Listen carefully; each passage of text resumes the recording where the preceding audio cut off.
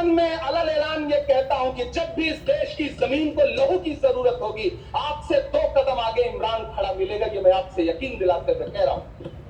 सभापति महोदय, मैं सरकार से कहना चाहता हूं, हमसे हमारी इबादत गाहें तो मत छीनिए ना, हमारे घरों पे बुलडोजर तो मत चलाइए ना, हमारी कब्रों में तो हमें सुकून से सोने दीजिए ना।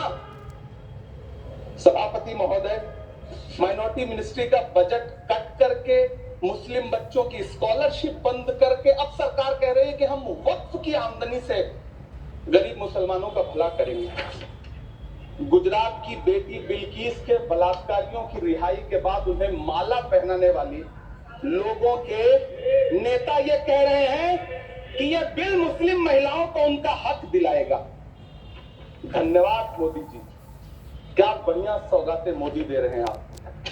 पहले हमें गुजराते मोदी दिया, आप सौगाते मोदी दे रहे हैं। लेकिन यह सरकार इतना याद रखे कि इसी ठसक के साथ देश की संसद में सीए का कानून भी लाया गया था और कहा गया था बड़े बड़े भाषण देकर के कि पड़ोसी देशों से हिंदू भाइयों को ला करके यहां नागरिकता दी जाएगी। लेकिन मैं आपके संज्ञान में लाता हूं सर कि पिछले इतने दिनों में इनसे नागरिकता लेने के लिए 2000 व्यक्ति भी नहीं आए, जबकि इसके उलट इन्हीं की सरकार में पिछले 10 साल में 15 लाख से ज्यादा भारतीयों ने भारत की नागरिकता छोड़ करके दूसरे देश में जाकर के बस गए। यह हुआ उस कानून का अंजाम। सभापति महोदय, इसी तरह की जिद के साथ किसानों के खिलाफ भी कानून लाए गए थे। जिस तरह आज वक्फ के फायदे गिनाए जा रहे हैं, उसी तरह से किसानों को भी कृषि कानूनों के फायदे गिनाए गए थे। लेकिन अंजाम क्या हुआ?